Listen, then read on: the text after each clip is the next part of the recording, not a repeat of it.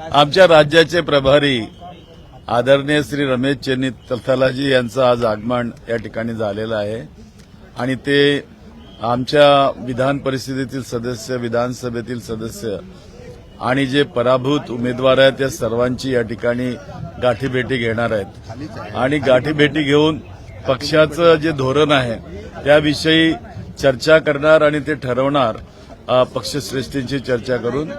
तर त्या निमित्तानं त्यांचं हे आगमन आहे. दुसरीकडे प्रदेशाध्यक्ष असतील, त्याचबरोबर मुंबई अध्यक्ष असतील, यांच्या बदली संदर्भात देखील चर्चा सुरू झालेल्या, कारण की हा पराभवानंतर ह्या बदल्या केल्या पाहिजेत अशी देखील आहे. नाही, हे तर परिवर्तन नेहमी होत असतं आणि निवडणुका झाल्या की पक्षांमध्ये परिवर्तन जे होत असतं त्याला सामोरं जावं लागतं आणि त्याची कल्पना सर्वांना असते. काही यात नवीन असल्यासारखं काही मला वाटत नाही. दुसरीकडे आज दुसरा दिवस खरं तर अधिवेशनाचा आहे. विशेष करून कुठले मुद्दे घेऊन जातात? काल आम्ही परभणी आणि बीडमध्ये ज्या प्रकारे पोलीस प्रशासन निकामी ठरलं आणि त्यांनी ज्या पद्धतीने परभणी आणि बीड पेटवण्याचा प्रयत्न या ठिकाणी केला त्या संबंधाचे स्थगन सभागृहात लावलेले होते, परंतु काल शोक प्रस्ताव असल्या कारणानं ते स्वीकारले गेले नाही. आज ते स्वीकारले गेलेले आहेत.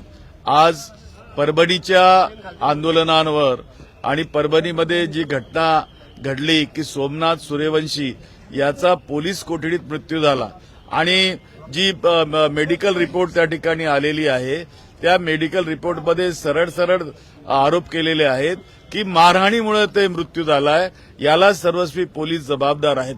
एवढंच नव्हे तर शांतता प्रस्थापित करण्याकरिता जी शांतता समिती बनली होती त्याचे प्रमुख दलित पॅंथरचे नेते आणि लोकनायक विजयराव वाकोडे हे जेव्हा सोमनाथ सूर्यवंशी यांच्या अंत्ययात्रेतनं घरी परतले त्यांना हृदयविकाराचा झटका आला की हे सगळं जे घडतंय सातत्यानं 10 तारखेपासून शांतता प्रस्थापित करायला ते लागलेले होते आणि त्यांचंही नाव आरोपीच्या त्या याच्यामध्ये घातलेला आहे इतर आरोपीमध्ये.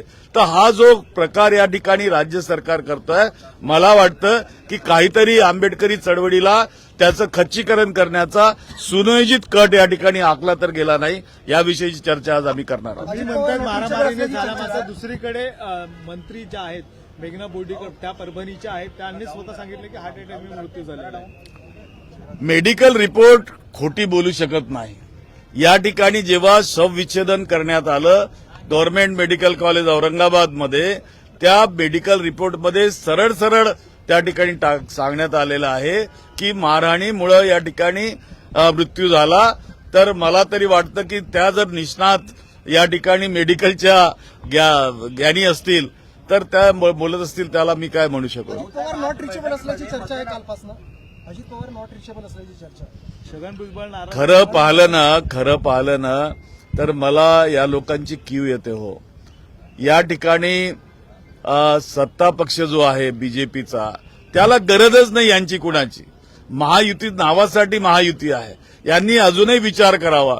ज्या पद्धतीनं यांना वागणूक दिली जात आहे, ज्या पद्धतीनं यांचं राज्य मंत्रिमंडळामध्ये मंत्री घेत असताना या ठिकाणी दिवस मोजले जातात, त्रास दिला जातो, अजूनही खाती वाटप या ठिकाणी नाहीत. यावरून यांनी समजून घेतलं पाहिजे की त्यांना यांची गरजच नाही मुळात आणि तरीही ते केविलवाणेपणे सत्तेसाठी हापापलेले आहेत. आश्चर्य वाटते. मागणी शिवसेना करत होती, तुम्हाला वाटतं एवढा दबाव शिवसेना टाकू शकते, भाजपवर गृह खाते मिळवू शकते? दबावाचा विषय नाही. इथं विषय असतो की तुम्ही जेव्हा युतीमध्ये असता तर त्या युतीचं जे गुणधर्म असतो, जो साधर्म्य भाव असतो, तो तुम्ही जोपासता का? तर या ठिकाणी कुठेतरी न जोपासल्याचं चित्र निर्माण झालेलं आहे. संबंधितांनी निश्चितपणे या ठिकाणी विचार करावा.